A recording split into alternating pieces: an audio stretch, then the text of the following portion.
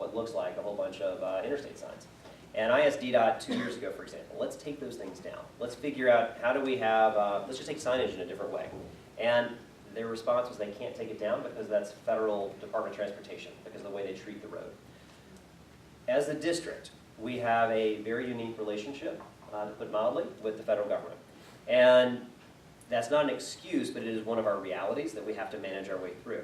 And to your point, it puts more pressure, I think, on our local Department of Transportation to then say, then we will have to help drive the change. We will try to help, not literally drive it, but how do we help drive the change that we need to see for this neighborhood and for our intersections? We're doing it with Metro, why can't we do it here?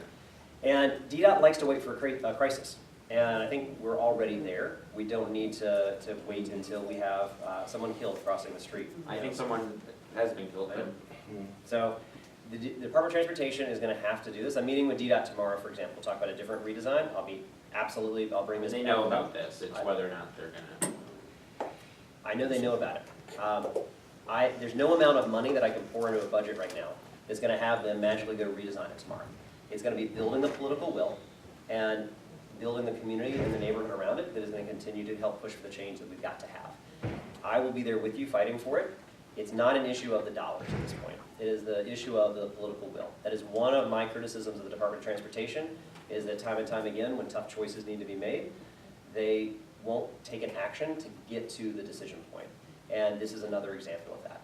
We have a new DDOT director, Jeff Marudian. He lives in the neighborhood as well, which sometimes works to your advantage.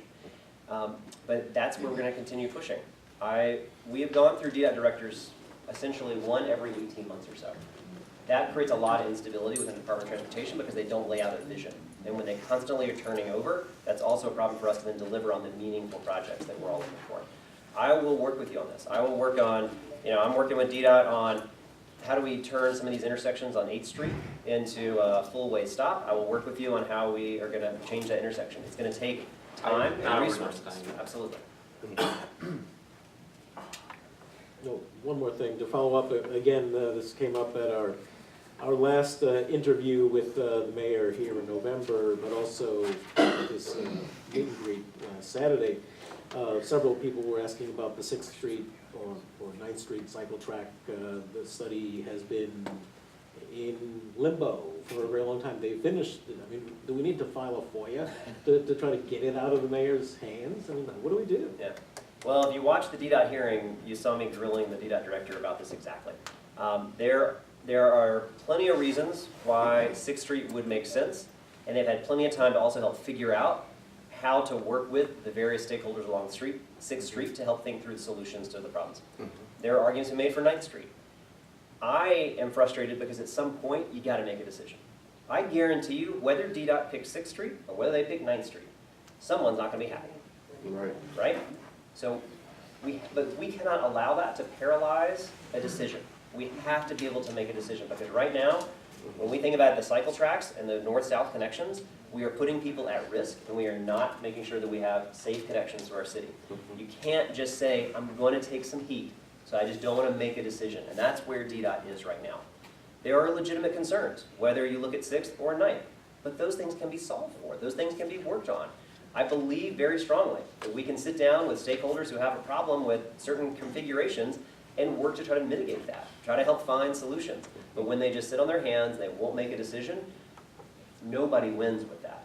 And we've got to be able to get to a point. So I grilled the new DDOT director, and he kept promising me that they were in the middle of working on more designs. They have designed it. I don't know what they needed to design in the last 3 years. They can figure this out. It is time to make a decision. And it's time to make a decision. If it's 6th Street, make a decision, work with the stakeholders to help figure it out. If it's going to be 9th Street, make a decision, work with the stakeholders to figure it out. But I'm tired of them just choosing to just take a pass and being paralyzed by the fear that someone's going to be upset. Whichever one they choose, someone's going to be upset. So let's figure it out, make a decision, and then work to help mitigate any of those damages that could take place. There are a lot of benefits to getting this done on 6th or 9th. Because we've got to have a strong north-south connection for our cyclists. I think we got just some time. I'd like to take some questions from the audience, if that'll work out for you. Yes, sir. Now, I'm Earl Bates from Shiloh Baptist Church, Hosted Justice Ministry. Yes, sir. I know we're council element for or the councilman's clear on this issue on, sensible gun laws in the city, in the country. But I asked what you think it would be and where it would come on your list. Great top three items here. Where on your list would be the matter of Ward 6 highlighting, showcasing opposition to the NRA's top legislative agenda, that is concealed carry reciprocity, which would, if passed by the Senate, as it has been by the House, would lower, I mean, would essentially eradicate on the matter of who can carry, who can carry controlled weapons. The lowest standard in the land would apply here. So just your thinking on how Ward 6 might lead that effort as an area of the city. It's an incredibly timely question, and I don't think this is a plan. But just a couple hours ago at our legislative session, I actually moved legislation to the council that called on the U.S. Senate and the U.S. House to drop their efforts on this concealed carry.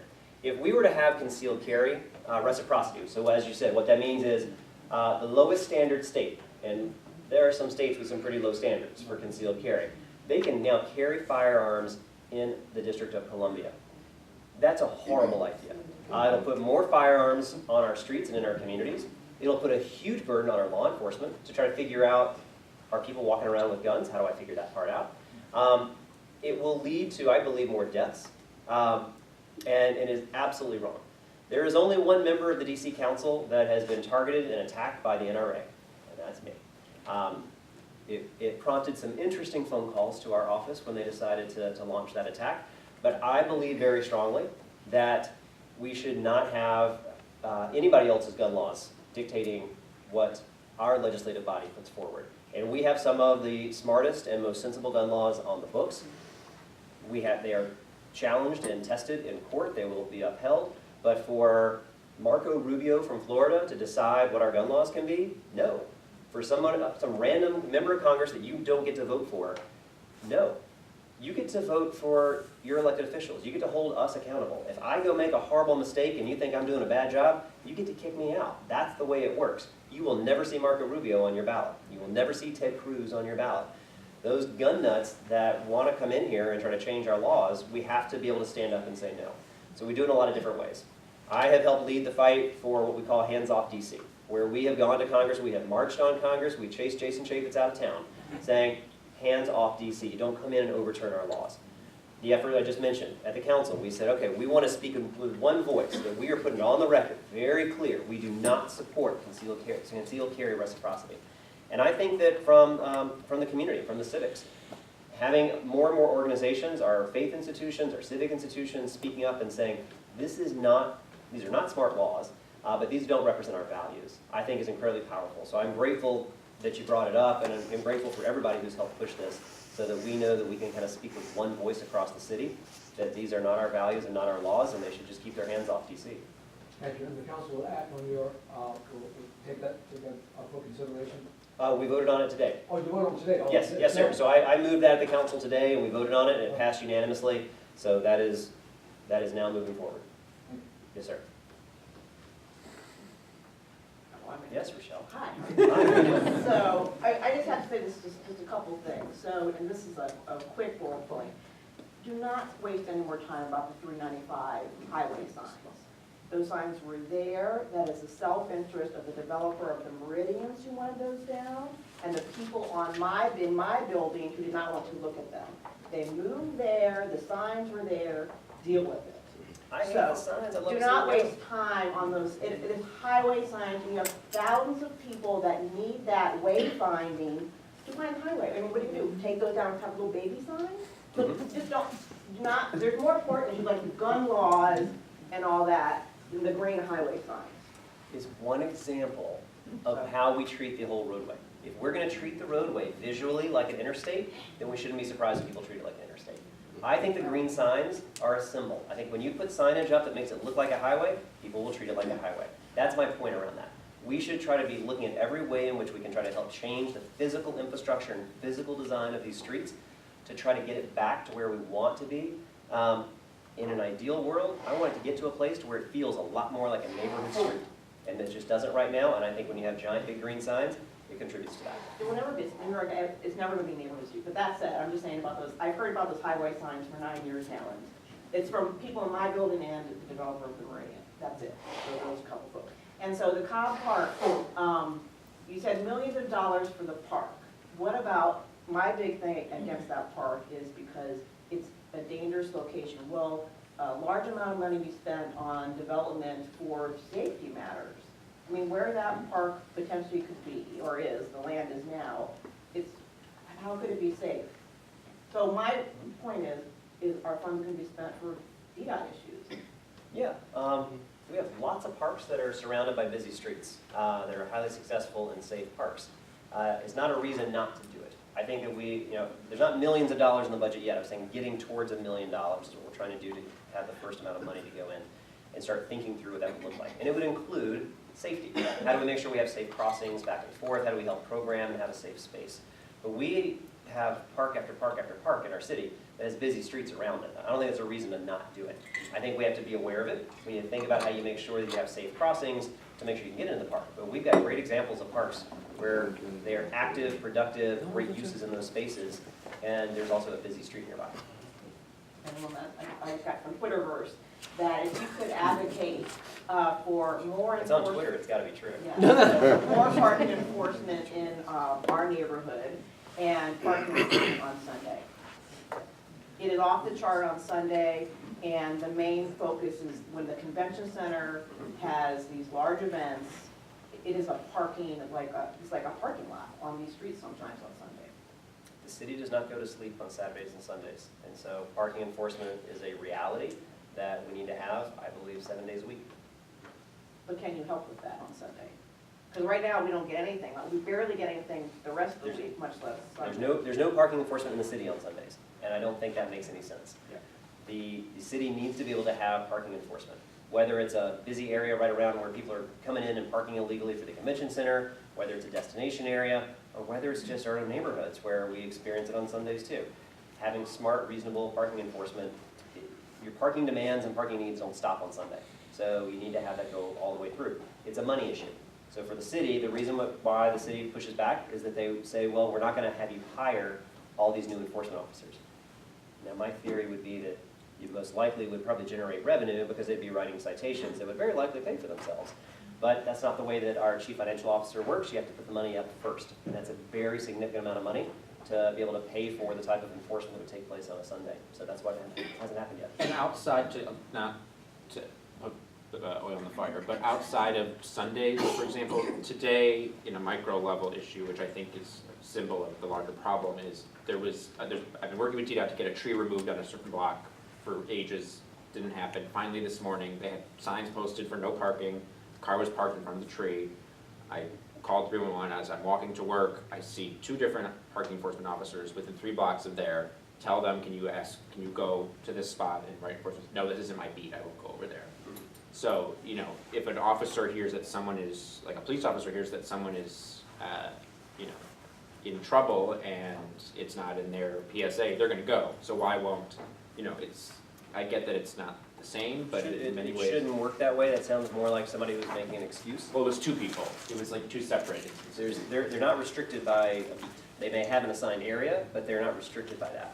I will absolutely follow up with DPW and the director there. You're not supposed to, you can't say you're not gonna go help somewhere.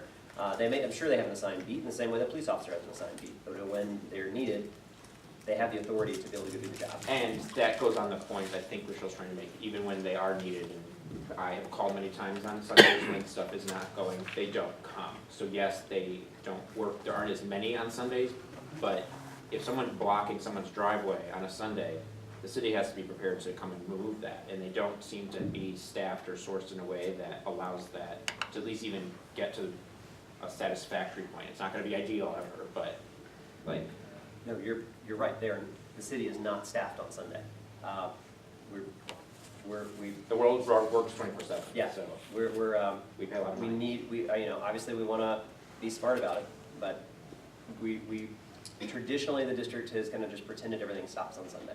And we just have to recognize there are some realities, and there are some parking demands that we have to manage, and so the city's got to move in that direction. I mean, I love This it. is not the only neighborhood that, where these conversations come up, I promise you.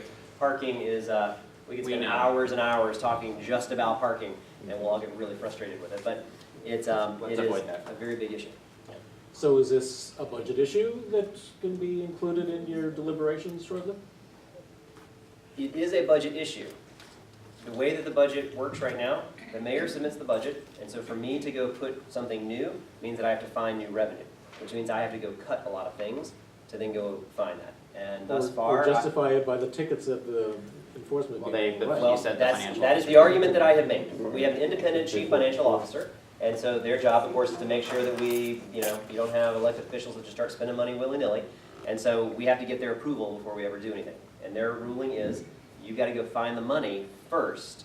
And if you make money back because you're writing citations, that's fine, but you can't budget that way. You can't budget on projected revenue coming in. But the So- council has put provisions into the budget that only come into effect if additional revenue is identified. Yes. But I have to find, but for it to be able to take effect, I have to go find the revenue. So from a budgeting perspective, that means I have to go cut something to go put and find the money. Well, no, I can talk to you about this afterwards, but we've had, in past years, initiatives that indicated that, the top 10 or 15 ways that any surplus would be spent, approved as part of the supplemental. Yes, I can just, we've had these conversations at the council from a budgeting perspective with DPW around Sunday enforcement. And the consistent ruling that we get back is that we have no budgeting tricks that we can use right now unless we go find the money up front. And that's the determination from the chief financial officer. Maybe we should send a letter to the chief financial officer. See what. Different topic.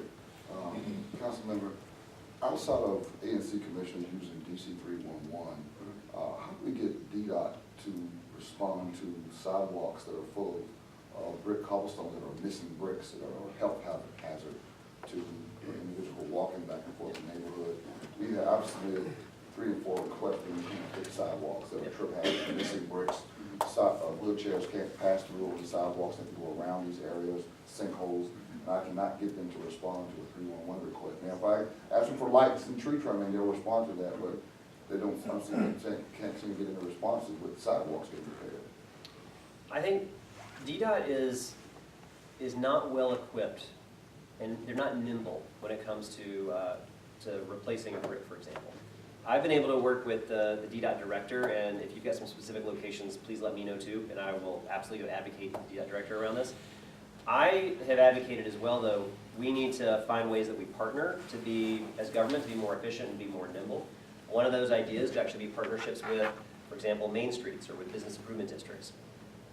They have oftentimes a little bit more nimbleness. And for example, the Southwest bid, which is in southwest portion of Ward 6, they go out and they can replace that brick. And what we're trying to do is pilot areas where you can have a contract with DDOT.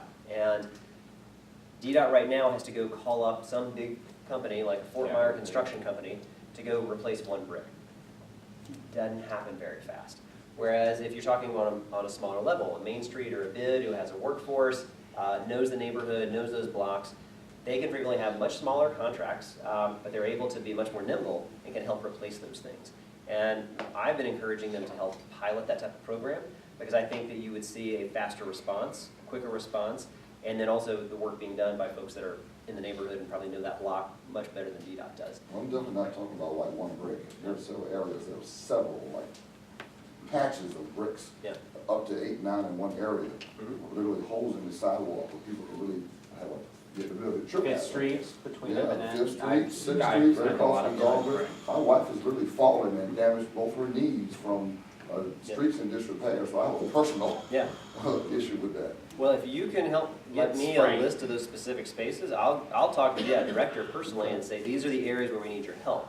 From a long-term perspective, I think that, I can get DDOT sometimes to take action by calling up the DDOT director personally and pushing like that. That is not long. That's not the way that it should really work, though. You shouldn't have to have your council member have to call up and put pressure on the DDOT director to get the job done. They should get the job done. But I think that we can also look at how can government be more nimble and efficient, and we partner with these organizations that are on the ground doing work. And it doesn't have to be just one brick, it can be several bricks. When it comes to the actual rebuilding of sidewalk, however, then that is something that DDOT has to do. And we put more money in the budget over the last couple of years. DDOT now has more funding to do alley replacements and alley repairs, to do sidewalk repairs. And the city has suffered from years and years and years of deferred maintenance, where the city just said, don't have the money, not gonna do it, we'll get to it next year. And they have the same argument year after year after year. The last 3 years or so, we've started increasing the budget every single year to put more resources into our sidewalks, into our alleys, into our roads. And with this current budget, the projections are, and you're not gonna like the years I'm about to give you because that's how far behind the city is, that the alleys that are rated in poor condition can get caught up by 2024. That's how far behind we are. The sidewalks are in poor conditions by 2020. It's gonna take that much time because we have deferred that maintenance for so many years. The city just didn't do the job. And that's not an excuse though to also not get out and do the emergency work. So if there's an emergency area like you're describing, if you can help me just make sure I know specifically where it is, I'll go work to get DDOT out there and say, what can we do now? What can we do faster? Rather than, bless you. On that point though, what seems frustrating is there are sections where it does not seem like agencies are working together, that like the same section like has been ripped up 3 times and replaced for separate repairs. Isn't there a system in place that say a notice goes out that, you know, at this address, we're ripping this up, is there anything that else needs to happen? You know, New Jersey Avenue and N has been ripped up 3 times in the last 2 years for DC water issues, and it still takes so much nagging to get them just to fix it. And, you know, it's inefficient use of our funds to come out and spend both the labor and the materials to dig it up, make that one repair, and if we're in there, why aren't we making those other ones at the same time? Because continuing to both make the disruption of what happens when you open it up, and then it's not cheap to do that. We'd rather be fixing the other places and using those people for that time rather than again and again at the same spots. This is where I'm trying to push DDOT to be smarter and lay out these strategic type of plans. Right now, we've got DDOT, as you say, and I can think through several other examples where they will do a road or a street, and they'll have Washington Gas come in and do one part of it. Then they'll wait, they start repaving, and then, oh, this time Pepco needs to come back and do their work, and it's not coordinated and laid out. The Department of Transportation has a lot of room for improvement when it comes to the coordination. I've had DDOT, for example, they will do a project, and they'll give all the approvals for one, which then closes the sidewalk. Then they'll have a project on the other side of the street, and they'll close that sidewalk. Well, how in the world are people supposed to get around? You've just closed both sidewalks on the side of the street. I've had to call the DDOT director on a Sunday morning to come out with his team to go fix that, to make sure that we have a sidewalk that's accessible. That should never have happened. DDOT should be able to see, I got one project on the sidewalk closed, and that permit doesn't get issued. I have to figure out how to coordinate that and plan those so that you make sure that you've got, in those cases, pedestrian sidewalks that are going to be accessible. Technology is a beautiful thing, tell them to use it. Well, Councilmember, incumbent candidate, Charles Allen, thank you so much for coming here. We're gonna wrap up our ANC meeting. We have a couple items. I would encourage you all to visit with Councilmember Allen, ask him your questions. Are you free to stick around for a few minutes? Yeah, how about I don't want to disrupt the meeting, so if I step outside, if anybody has a burning question. Yeah, we got just the last bit left, so we'll be shortly. Yep. All right, sounds good. Well, It's a thank you all family, very much. so Again, I'm it's asking for your support and your vote. Thank you.